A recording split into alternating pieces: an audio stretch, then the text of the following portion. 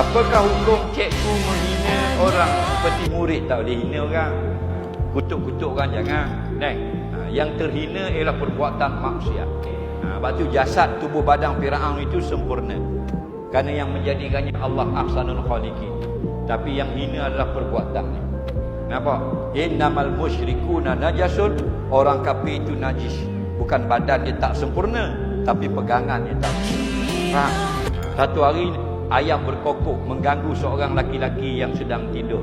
Laki-laki pun dia maki dia ayam, dia marah. Nanti ayam ni bisi pangan. Nabi kata, la tasubbudik. Jangan kamu maki ayam. Ayam pun jangan marah. Kerana ayam nampak malaikat.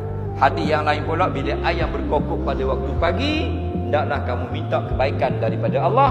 Kerana ayam melihat datangnya para malaikat. Faham? Bila kita berdoa, malaikat aminkan.